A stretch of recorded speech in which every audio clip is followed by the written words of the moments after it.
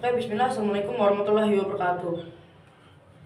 Innal hamdalillah nahmaduhu wa nasta'inuhu wa nastaghfiruh wa na'udzu billahi min syururi anfusina wa min sayyiati a'malina. May yahdihillahu fala mudilla lahu wa may yudlil fala hadiya lahu.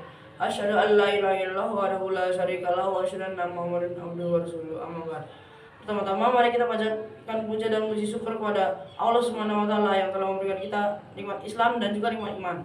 Kedua, salawat serta salam mari kita surahkan kepada Nabi teladan kita, Nabi Muhammad SAW, yang telah membawa kita dari era jahiliyah yang isinya adalah maksiatan dan kejahatan dan menuju ke era Islamiyah yang terang benderang ini dan penuh kebaikan.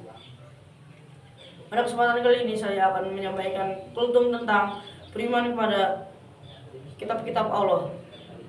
Jadi kitab-kitab Allah adalah beriman kepada kitab-kitab Allah adalah rukun iman yang ketiga. Setelah beriman kepada Allah Subhanahu wa taala dan beriman kepada malaikat. Jadi artinya adalah kita harus mempercayai bahwa kitab-kitab Allah itu ada. Dan saya akan menyampaikan keempat kitab itu. Jadi kitab Al-Quran adalah kitab yang terakhir dari semua kitab. Jadi kitab yang pertama adalah kitab Zabur yang diturunkan kepada Nabi Daud alaihissalam. Kedua adalah kitab Taurat yang diturunkan kepada Nabi Musa alaihissalam. Dan yang ketiga adalah kitab Injil yang diturunkan kepada Nabi Isa alaihissalam. Dan yang terakhir, yaitu yang keempat, adalah Al-Quran, kitab Al-Quran yang diturunkan kepada Nabi Muhammad SAW.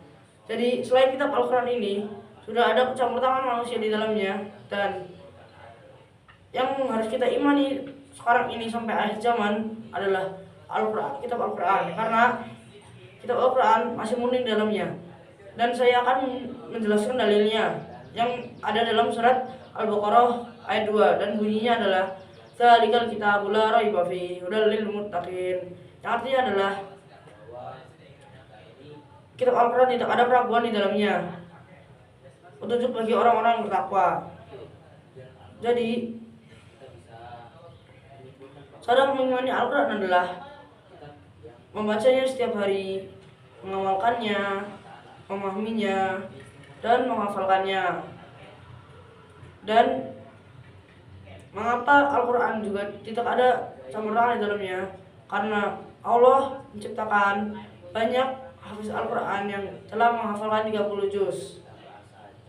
Jadi Al-Quran akan menemani kita sampai akhir zaman nanti. Oke,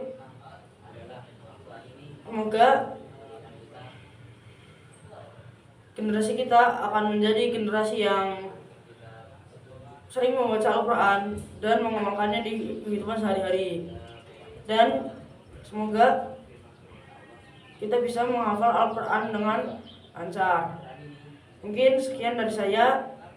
Jika ada kesalahan mohon dimaafkan, dan jika ada kesalahan itu datangnya dari saya dan setan.